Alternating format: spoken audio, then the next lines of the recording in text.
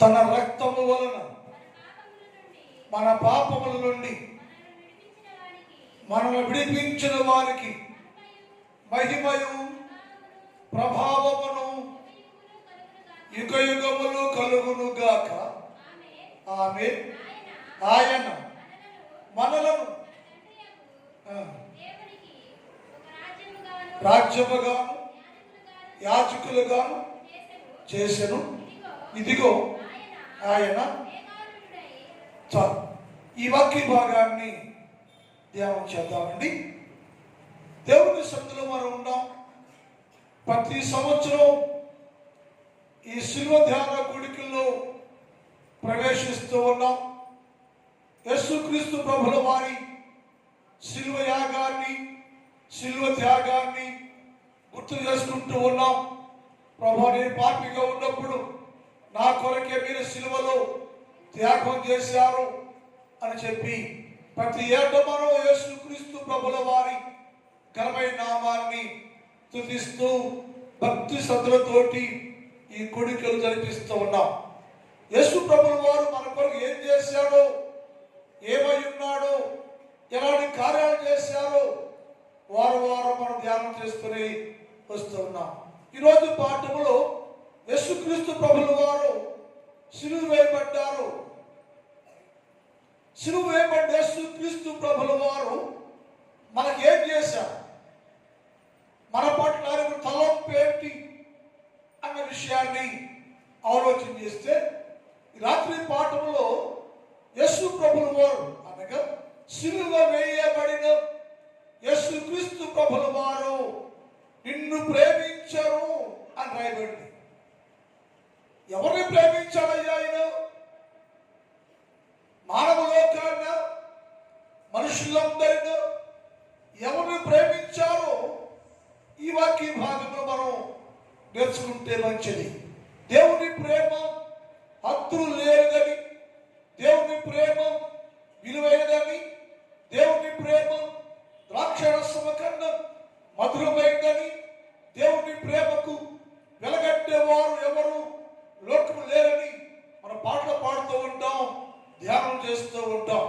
ఈ వాక్య భాగంలో యేసు ప్రభుల వారు మనల్ని ప్రేమించి సిలువ ఎందుకు వేసావయ్యా, ఎవరికోసం సిలువ వేయబడ్డావయ్యా నువ్వు అంటే మొదలు చెప్పారంటే, నేను ప్రేమించాను, నిన్ను ప్రేమించి నీ పక్షముగా నేను సిలువ వేయబడ్డాను అని రాయబడింది.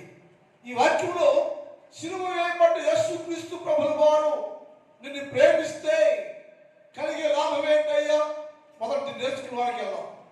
యేసు ప్రభుల వారు నిన్ను ప్రేమించాడు కదా, అంతగా ప్రేమిస్తున్న వలన కలిగిన లాభం ఏంటంటే, ఒకటి ఆదరణ కలిగింది అని రాయబడింది. యేసు ప్రభు ఏమో నేను నిన్ను ప్రేమించాను అని చెప్పాడు. ఆయన ఎవరిని ప్రేమించాడు? యేసు ప్రభుల వారు ప్రేమిస్తే ఆయన ప్రేమ వలన మానవాళికి కలిగిన లాభం ఏంటి, మేలేంటంటే ఒకటి ఆదరణ కలిగిందట. యేసు ప్రభుల వారు నిన్ను ప్రేమించడం వలన నీకు కలిగిన లాభం ఆదరణ. ఈ ఆదరణ భూలోకులు ఎవరు ఇవ్వలేండి. ఎవరికి ఆదరణ అంటే, ఈ లోకములు ఎవరు చెడిపోయారో, ఎవరు పడిపోయారో, ఎవరు పాపి ముద్ర వేయబడ్డారో, ఎవరు త్రోసివేయబడ్డారో వారికి యేసుక్రీస్తు ప్రభు దగ్గర ఆదరణ కలిగింది అని లేఖనాల్లో రాయబడి ఉంది. అది ఉదాహరణగా మనం అంత తెలిసిన మాటే. ఒక స్త్రీ వ్యభిచారం పట్టబడింది.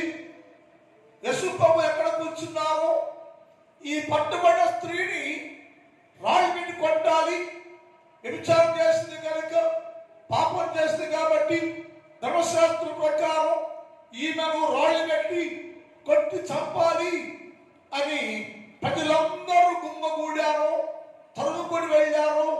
ఒంటరిగా ఉంది, భయపెట్టారు, కొడుతూ ఉన్నారు, రాళ్ళు వేస్తూ ఉన్నారు, గాయమైపోతూ ఉంది. ఆమె గాయములు పొందుతూ ఉంది, ఏడుస్తూ ఉంది, పరిగెత్తుకుంటూ యేసుక్రీస్తు ప్రభుల వారు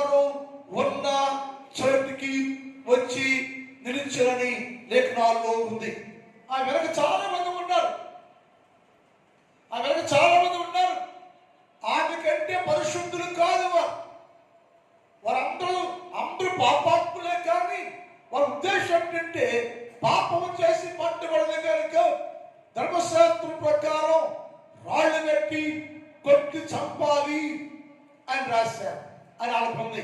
అందుకే అమ్ముకొని తొలగుకుంటూ వెళ్ళారు. అక్కడ యేసు ప్రభు వారు కూర్చున్నారు.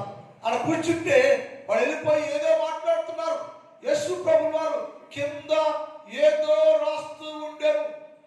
కింద ఏదో రాస్తూ ఉండేది. అక్కడ అందరూ ఉన్నారు. ఒక అమ్మాయి ఉంది. అమ్మాయి మాటలు తొలగొచ్చారు. అమ్మాయిని రాళ్ళు పెట్టి కొట్టారు. గాయపెట్టి రక్తం జారుతా ఉంది. ఆమెకి ఆధారమే లేదు, ఆధారం లేదు. అందరూ పాపాత్మురాలని శోధిస్తూ హింసిస్తూ చేస్తున్నప్పుడు కింద యేసు ప్రభుల వారు ఏదో రాస్తూ ఉండేరు. ఏం రాస్తారు యేసు ప్రభుల వారు అంటే ద్వితీయోపదేశ కాండం 22వ అధ్యాయం 22 చదువుదాం. అది రాశాడు ఆయన. ద్వితీయోపదేశ కాండం 22 అది రాస్తా ఉంటుంది ఆయన. ఒక్కడు అమ్మా ఒక్కడు కనబడినట్లయితే ఇద్దరు అనగా ఆ స్త్రీతో శయనించిన పురుషుడును ఆ స్త్రీను చంపబడవలెను. ఇది రాగా ధర్మశాస్త్రం చెప్పింది. ఇద్దరు పాపం చేస్తే ఇద్దరిని కూడా రాళ్ళు పెట్టి కొట్టి చంపాలి కదా. మరి అమ్మాయిని తెచ్చారు, అబ్బాయి ఏడి? ఇద్దరు ధర్మశాస్త్రం ఏం చెప్తుంటే ఇద్దరు పాపం చేస్తే స్త్రీ పురుషుడు కలిసి పాపము చేస్తే అది పాపం. ఇరువురు పాపాత్ములు వాళ్ళు. మరి ఈ జనకుడు జన సమూహము స్త్రీని మాటలు ఇచ్చాము. పురుషుడేడయ్యా? పురుషుడు పాపం చేయలేదా? పురుషుడు అమాయకుడా? పురుషుడు ఏం చేయలేదా? పురుషుడు పాపం చేయకుండానే ఈ స్త్రీ మాత్రం పాపం చేసిందా అని యేసయ్య అన్నాడు. ఆ వాక్యం రాస్తా ఉన్నాడు. అక్కడ ఏమిటంటే ఇద్దరు చంపబడవలేను. ఇద్దరు చంపేయాలి ఇద్దరిని. మరి ఎందుకు విడిచిపెట్టారు? పురుషుడికి న్యాయమా? స్త్రీకి న్యాయమా? స్త్రీయే పాపం చేసిందా? పురుషుడు పాపం చేయలేదా? ఇద్దరు పాపం చేస్తే కదా ఆ పట్టబడింది అని అక్కడ నిలబెడితే వారు అడిగారు, అందరి పాపం చేసిందయ్యో, ఈ శిక్ష అర్హురాలయ్యో, చంపాలయ్యో, రాళ్ళు విడికొట్టే శిక్ష అర్హురాలయ్యో అని చెప్తే యేసు ప్రభుల వారు చెప్పిన మాటలంటే మీలో పాపం చేయని వాడు మొదలుగా రాయేయండి అయ్యా అన్నాడు. అంటే ఎవరు రాయేయట్లా అంటే అందరిలో పాపం ఉంది. అందరూ పాపాత్ములే కదా. ఆమె ఎందుకు రాళ్ళు పెట్టి కొట్టేస్తున్నావు నీవయ్యా? ఆమెను చంపాలనుకుంటా. పురుషుడేడి? పురుషుడు లేడు కాబట్టి, పురుషుడు రాలేదు కాబట్టి, పురుషుడు తేలేదు కాబట్టి, ఒక్కరు వచ్చాడు కాబట్టి ఈమె శిక్ష కొడుకురాలు కాదు. అందుకని మీలో పాపం చేయవాడు రాయేయని చెప్పారు. ఎవరు రాయలేదు, అందరూ ఆమెను విడిచిపెట్టి వెళ్ళిపోయారు. ఇప్పుడు ఆమె ఏకాగ్గా ఉంది, ఒంటరిగా ఉంది, పాపాత్మురాలుగా ఉంది, దూషింపబడినదిగా ఉంది. అందరూ పాపాత్మురాలని పెంచి ఆమెను యేసుక్రీస్తు ప్రభుల వారు నిలబెట్టారు.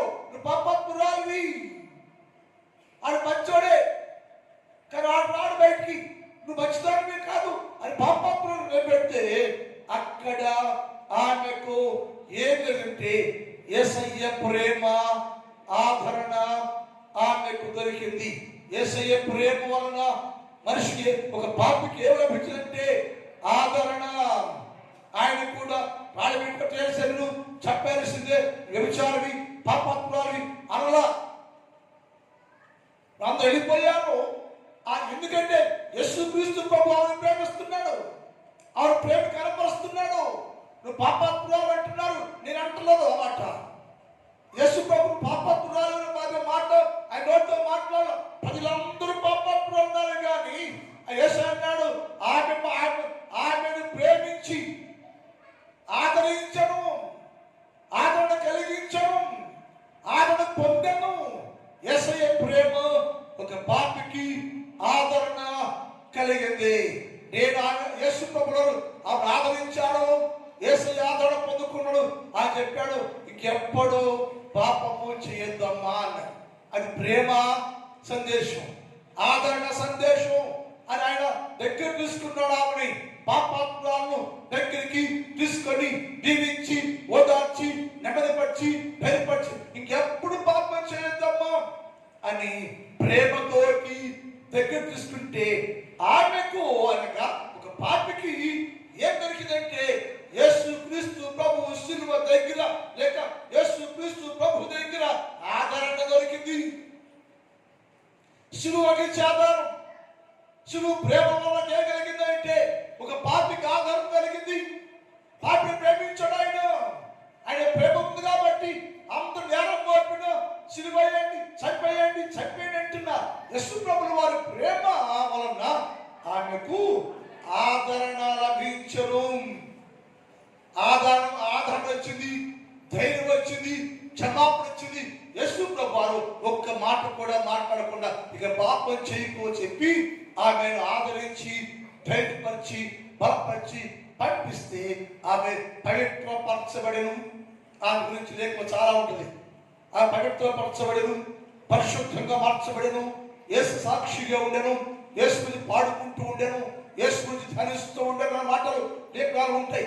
అంటే ఆమె ఎప్పుడైతే దేవుని ప్రేమను పొందిందో, దీని ఆమెను పొందుకుందో, ఎవరు ఏ ప్రేమ ఆమెను ఆదరించిందో ఆ ప్రేమ కొరకు గొప్ప సాక్షిగా నిలబడినట్లుగా లేఖనాల్లో ఉంది.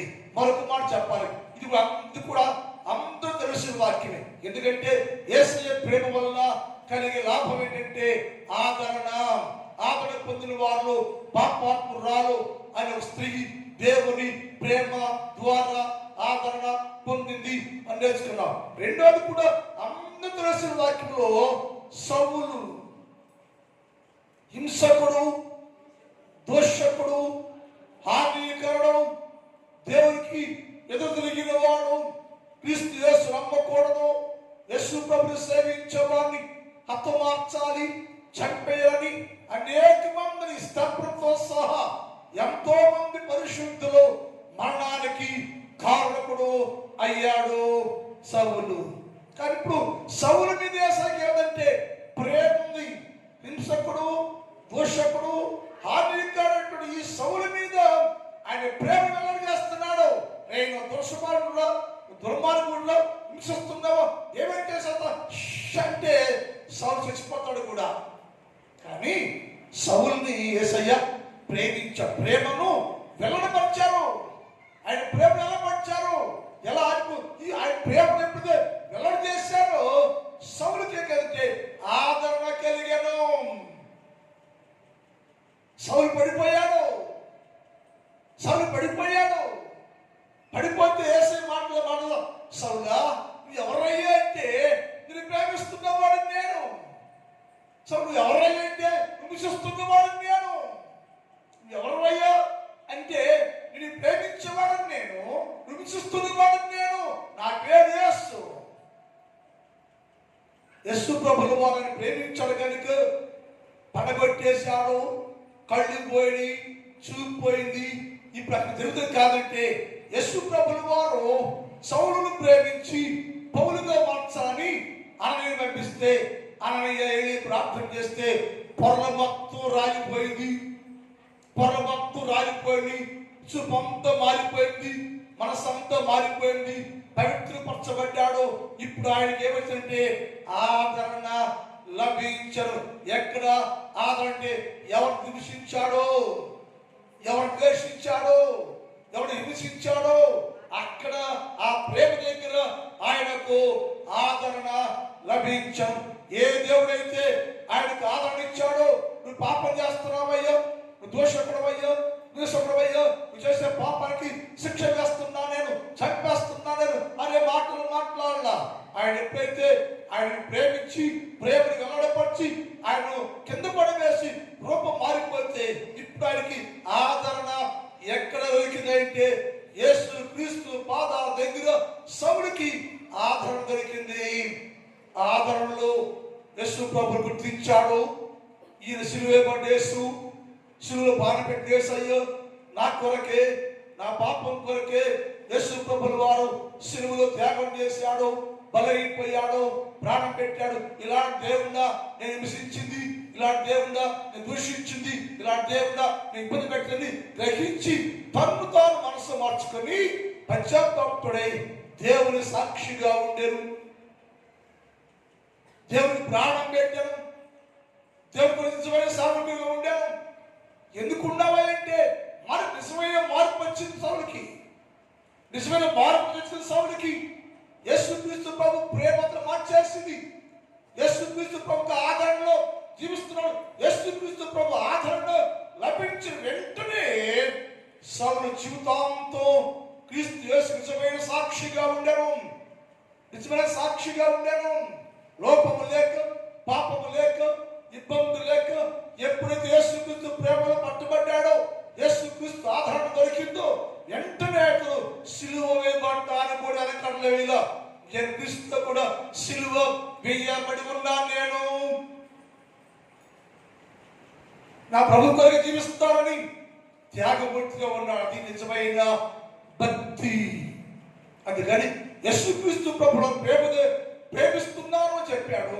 ఆయన ప్రేమ వల్ల మనకి ఏం కదంటే ఒకటి ఆదరణ జరిగింది. పాపాత్రాలకి నేను పాపాత్రైన సౌలుకి ఆదరణ కలిగినట్లుగా లేఖనాల్లో ఉంది.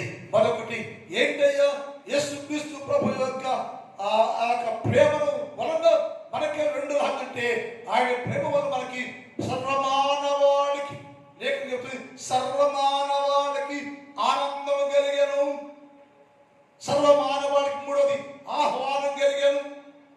ఒకటేమో ఆదరణ, రెండేమో ఆనందం, మూడేమో ఆహ్వానం. ఎవరికి ఆహ్వానం అయ్యంటే పాపికి, యేసుని ప్రేమించిన వారికి, యేసుని ప్రేమిస్తున్న వారికి నాకు ఆహ్వానం ఉందయ్యా రాగలికని ఆహ్వానిస్తున్నాడు యేసయ్య. నీకోసం ప్రాణం పెట్టాను నేను, నీకోసం చనిపోయాను నేను, నా కుమారుడు మార్చుకున్నాను నేను, నా సొత్తు అయ్యా, నా ప్రజమయ్యా, నా బిడ్డవయ్యా, నువ్వు ఎక్కడున్నావంటే నా దగ్గరే ఉండాలి రమ్మని యేసుక్రీస్తు ప్రభుల వారు ఆహ్వానం చేస్తున్నాడు, ఆహ్వానిస్తున్నాడు, నీకు ఆహ్వానిస్తా ఉన్నాడు. కానీ మానవుడు యేసుక్రీస్తు శిలువ ఆహ్వానాన్ని అందుకోలేక ఇక లోకంలోనే ఉంటూ, ఇక పాపంలోనే ఉంటూ, ఇక పాప క్రియలు చేస్తూ, పాపం కళ్ళే చేస్తూ జీవిస్తూ యేసుక్రీస్తు ప్రభుల వారిని తల్ల కిందుగా సిలువేస్తున్నాం. మన క్రియల వల్ల, మన ప్రవర్తన వల్ల, మన జీవితాల వల్ల యేసుక్రీస్తు ప్రభుకి అవమానకరంగా జీవిస్తున్నాం మనం అని అన్నాడు. ఒకటేమో ఆదరణ, రెండేమో ఆనందం, మూడోదేమో ఆహ్వానం. ఈ మూడు జీవితాలు యేసుక్రీస్తు ప్రేమ దగ్గర మనం పొందుకోవాలండి. పొందుకోవాలంటే యేసుక్రీస్తు ప్రేమను గుర్తించేవారుగా ఉండాలి. ఎవరిని ప్రేమించమయ్యా అంటే రెండునే చెప్పాడు, నేను బలహీనులను ప్రేమించానయ్యా అని చెప్పాడు. ఎవరిని ప్రేమించలేను, బలహీనులు ప్రేమించావు. బలహీనుడంటే ఏది మానలేడు. గుళ్ళో ఉన్నసేపు భక్తులాగా ఉంటాడో బయటకు వెళ్ళగానే అన్ని పాపాలు, ఎందుకు అది బలహీనత. స్త్రీ కానీ పురుషుడు కానీ ఎవరైనా సరే క్రైస్తవులుగా ఉండే మనము బలహీనులు అంటే అర్థం తరచుగా చెబుతుంది. బలహీనుడంటే పరిపూర్ణంగా మార్పు చెందని వాడిని బలహీనుడు అన్నాడు. గుళ్ళో ఉన్నప్పుడు ఎంత పరిశుద్ధంగా నడిస్తాం మనం, బయటకు వెళ్ళిపోతే అంత పాపం గడ్డి ఘోరంగా ఉంటాం మనం, అది బలహీనత. వాళ్ళ బలహీనత మన జీవితాన్ని పరిపూర్ణ కానిట్లా, వాళ్ళ బలహీనత పరిపూర్ణ కాకుండా ఉంటుంటే యేసయ్య అన్నాడు, అలా ఉంటే పాపం, అలా ఉంటే శాపం అయ్యో. కాబట్టి నీ బలహీనత వల్ల నువ్వు ప్రభుల పరిపూర్ణ ఉండలేకపోతున్నావు. కాబట్టి నేను ప్రేమిస్తున్నాను, నేను నీకోసం మరణిస్తున్నాను. నేను ఎందుకు మరణిస్తున్నా అంటే నీ బలహీనతను తీసివేసి, నీ బలహీనతను తీసివేసి ఏ బలహీనత నీ బట్టి గుడిస్తుందో, ఏ బలహీనతో ఇబ్బంది పడుతున్నావో, ఏ బలహీనత నిన్ను పరిపూర్ణ పరిశుద్ధులు చేయలేకపోతుందో నీలో ఉన్న ఆ బలహీనతను తీసివేయాలి. అందుకని నిన్ను ప్రేమించి నీ ఎద్దకు వచ్చి నీకున్న బలహీనతను తీసివేసి పరిపూర్ణ బలవంతుడిగా శక్తివంతుడిగా చేయటానికి నేను నిన్ను ప్రేమించి నీ కోసం సిలువలో నా ప్రాణాన్ని త్యాగము చేస్తున్నాడు. అయ్యే బలహీనుడా, ఎంతకాలం బలహీనుడుగా ఉంటావు? ఎంతకాలం బలహీనుడు నీలో బలహీనత లోబడిపోతా ఉంటావు? నీ బలహీనత లొంగిపోతూ ఉంటావు. ఇక బలహీన ఉండదేమో. నేను శక్తివంతుడు కాబట్టి నీవు కూడా దేవుల్లో నాలో శక్తి కలిగి ఉండాలంటే నీలో ఉన్న బలహీనతను తీసివేయటానికి నేను నిన్ను ప్రేమిస్తున్నానయ్యా. ఎవరిని ప్రేమించవయ్యా అంటే బలహీనుని ప్రేమిస్తూ ఉన్నా. బలహీనత నీలో, నీ బలహీనత తీసేసుకోలేకపోతున్నావు, నీ బలహీనత వాడుకోలేకపోతున్నావు. గుళ్ళోనేమో పరిశుద్ధుడే, బడికంటే బలహీనైపోతున్నావు. ఏమైందంటే నీలో ఉన్న బలహీనత వెంటాడుతూనే ఉంది, అది పాపంగా మారిపోతా ఉంది. అందుకని ఎప్పటికీ బలహీనుడివే, పాపంలో బలహీనుడు నువ్వు, పరిపూర్ణ కాలేవు కూడా. ఏంటి ప్రేమిస్తున్నారయ్యో? ఎవరు ప్రేమిస్తున్నావా అంటే బలహీనను నేను ప్రేమిస్తున్నా. బలహీనను ప్రేమించి నీలో ఉన్న బలహీనం తీసివేసి పరిపూర్ణ శక్తి కలిగిన వారిని చేయడానికి నేను నిన్ను ప్రేమించి నీ బలహీనతను తీసివేయడానికి ప్రేమిస్తున్నాయ్యా అని చెప్పాడు. రెండోది, ఎవరు ప్రేమిస్తున్నావంటే భక్తిహీనులను ప్రేమిస్తున్నాయ్యా అన్నాడు. బలహీనుడు వేరు, భక్తిహీనుడు. బలహీనుడికి బలపడే అవకాశము ఉంటుంది, భక్తిహీనుడికి బలపడే అవకాశం ఉండదు. ఎందుకని? భక్తిహీనుడు కదులుచున్న సముద్రులాంటి బలహీనుడైతే బలహీనుడిగా ఉండాలని తెలుసుకుని బలపడ్డాక అవకాశం ఉంటుంది. భక్తిహీనుడు అంటే తన మొదటి భక్తి పడితే క్రమంగా నీ భక్తి పలసమైపోయింది, నీ భక్తి కోల్పోయావు, భక్తి పాడైపోయింది, భక్తి లేదు. భక్తి లేకపోవడం కాదంటే చంచల మనసు నీకు ఉంది, స్థిర విశ్వాసం లేదు. భక్తిహీనులు కదులుచున్న సముద్రం లాంటి వారు. యెషయా గ్రంథం 57:20 చదువుతాం. యెషయా గ్రంథం 57:20 చదువుతాం. భక్తిహీనులు కదులుచున్న సముద్రం వంటి వారు. భక్తిహీనులారా, భక్తి పోగొట్టుకున్న వారులారా, భక్తి లేని వారులారా ఎలా ఉండాలి అంటే కదులుచున్న సముద్రం. నిమ్మలించలేడు, నిమ్మడి జీవితం మానవుడు లేదు, కదిలిపోతా ఉన్నాడు, కదులుచూ ఉన్నాడు, కదులుతూనే ఉన్నాడు. సముద్రం లాగా కదిలిపోతా ఉన్నాం. స్థిరం లేదు జీవితంలో, స్థిర విశ్వాసం లేదు, స్థిరమైన భక్తి లేదు, స్థిరమైన ప్రార్థన లేదు, స్థిరమైన విశ్వాసం లేదు, స్థిరత్వమే లేదు. దగ్గర ఏమిటంటే నీ భక్తిని కోల్పోయావు నువ్వు, భక్తిని కోల్పోయావు నువ్వు. ఈ భక్తిని కోల్పోవటం వల్ల, భక్తి పరసైపోవటం వల్ల, భక్తి బలహీనైపోవటం వల్ల ఎలా ఉన్నావంటే ఏమంటా కదిలించున్న సముద్రం లాగా కదిలిపోతున్నావయ్యా. నీ జీవితంలో ఏది స్థిరము లేదో, స్థిరంగా ఉండలేవు నీవు. అందుకని నీ స్థిరం లేని జీవితం భక్తిహీనుడిగా ఉంటే నిన్ను భక్తికి అలవాటు చేసి బలపరిచి నేను భవించాలని నీకోసం ప్రాణం పెట్టబోతున్నాడయ్యా. నేను ప్రేమిస్తున్నాను భక్తిహీనుడా, నేను ప్రేమించి నీకోసం భక్తిహీనుల కొరకు యుక్త కాలంలో క్రీస్తు యేసు చనిపోయాను. భక్తిహీనుల కోసం యుక్త కాలంలో క్రీస్తు యేసు చనిపోయాను. ఏలయనగా మనం ఇంకా బలహీనమై ఉండగా క్రీస్తు యుక్త కాలంలో భక్తిహీనుల కోసం చచ్చిపోయాను. సిలువేయబడ్డాడయ్యో. ఎవరి కోసమే అంటే ఎవరు భక్తిహీనులుగా ఉన్నారో, స్థిరము లేకుండా ఉన్నారో, కదిలిపోతూ ఉన్నారో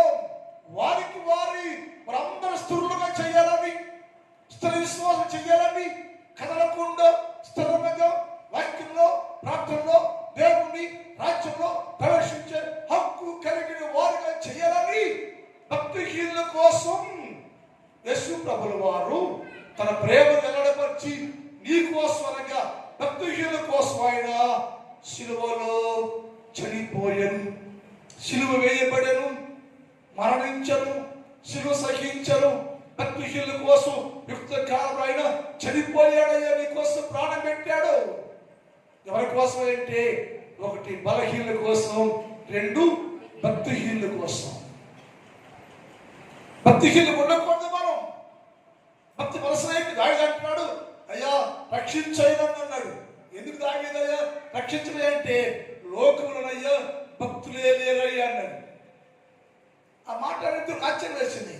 ఏమేం దావీదు అంటే ప్రజలందరూ భక్తిహీనులుగా ఉన్నారయ్యా, పరసపడిపోయిన భక్తి, స్థిరత్వము లేదు, భక్తి లేదయ్యా. ఏమైనా అంటే భక్తి కలిగిన వాడు భూలోకములో ఒక్కడు కూడా లేడయ్యా అన్నాడు. అంటే దేవుని దృష్టిలో దేవుడు పరిశోధన చేస్తే మనుషులందరూ బలహీనులుగాను భక్తిహీనులుగాను జీవిస్తున్నప్పుడు వారి పట్ల దేవుని ప్రేమను వెల్లడి పరిచి వారి కోసం వారందరూ బలపరిచి స్థిరపరిచి భక్తి కలిగిన వారు చేయడం కోసం యేసయ్య శిలువలో తన ప్రాణాన్ని ధారపోసెను అయిపోయింది ప్రార్థన. ఆ తండ్రి నీ పాదములకు వందనాలు. పరిశుద్ధుడమైన దేవ, నీకే స్తుతి స్తోత్రాలయ్యా. ఈ రాత్రి కాలములో నేను నిన్ను ప్రేమిస్తూ ఉన్నాను అని చెప్పాను. నీ ప్రేమ వలన మాకు కలిగిన లాభం ఒకటి ఆదరణ, రెండు ఆనందం, మూడు ఆహ్వానం అయ్యో. ఈ మూడు పొందుకొని నీ సన్నిధిలో ప్రభు ఎంత ప్రభు జీవించే జీవితాన్ని మాకు ఇచ్చారు ప్రభు, స్తోత్రాలు. రెండవది, ఎవరు ప్రేమించవైనటువంటి బలహీనుడయ్యో, పాపం మానలేని బలహీనుడు, పాపంతో వెంటాడుతున్న బలహీనుడు, పాపంలో జీవిస్తున్న బలహీనుడు అని చెప్పావయ్యా. అలాంటి వారి కోసం మీరు చనిపోయారు, సిలువేయబడ్డారు, నీ ప్రేమ ఎలా చేసావని నేర్పించావు ప్రభు. నిజమే తండ్రి, మేము ఇంకా బలహీనులుగా ఉంటే, భక్తిహీనులుగా ఉంటే, భక్తి లేకుండా ఉంటే, సగభక్తే కలిగి ఉంటే, అసలు భక్తే పరస్మైపోయి జీవిస్తూ ఉంటే, నా కోసమే నీవు సిలువ వేయబడ్డావని అందరూ గ్రహించుకొని బలవంతులుగా భక్తి కలిగిన వారిగా జీవించే జీవితాన్ని దయచేయ. రాత్రి కాలంలో ఈ స్థలములో మోకరించిన ప్రతి బిడ్డను దర్శించండి, దీవించండి.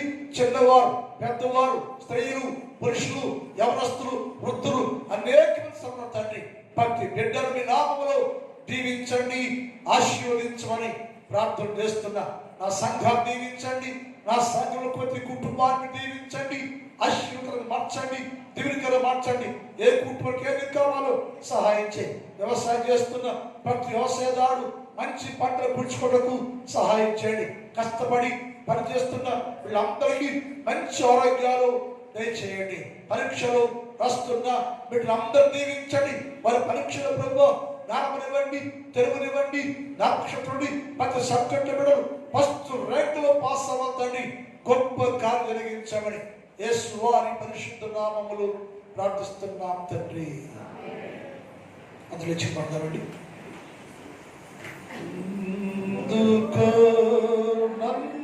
నన్నింతగా